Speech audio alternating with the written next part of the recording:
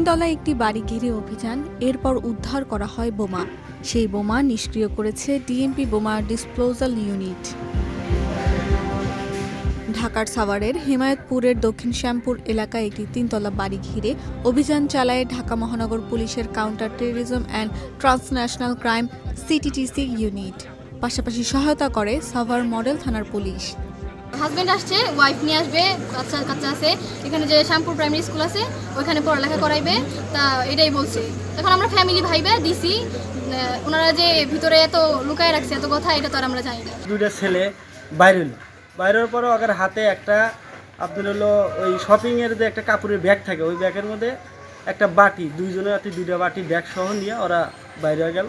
পুরো বাসা চেক করার পরে ভিতর থেকে কিছু অবৈধ জিনিস পাওয়া গেছে, 5টা ককটেল আর কিছু লিকুইড গ্লানের ভিতরে ভরা ছিল মেডিসিন কেমিক্যাল। সাভার মডেল থানার ভারপ্রাপ্ত কর্মকর্তা জানান, মঙ্গলবার রাতে হিমায়তপুর এলাকায় সিটিটিসির একটি টিম অভিযানে আসার খবর পান তারা। গোপন সংবাদের ভিত্তিতে সিটিটিসি জানতে পারে ওই বাড়িতে জেএমবি সদস্যরা অবস্থান করছেন এবং তাদের কাছে বিস্ফোরক দ্রব্য রয়েছে।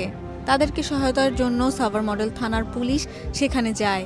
সিটিটিসির টিম এই সময় একজন ব্যক্তিকে গ্রেফতার করেন। বোমা তৈরির বিভিন্ন সরঞ্জাম পায়। পরবর্তীতে তাকে জিজ্ঞাসাবাদ করলে সে জানায় যে তার বাসা এই শ্যামপুরে প্রাইমারি স্কুলের পিছনে, ওইখানে তার বাসায় আরো কিছু বোমা সহ বোমা তৈরির সরঞ্জাম আছে। এই তথ্যের ভিত্তিতে সিটিটিসি, ডিএমপি সিটিটিসি এবং ডিএমপির বোম ডিসপোজাল ইউনিট রাজ্যের অভিযান চালায়।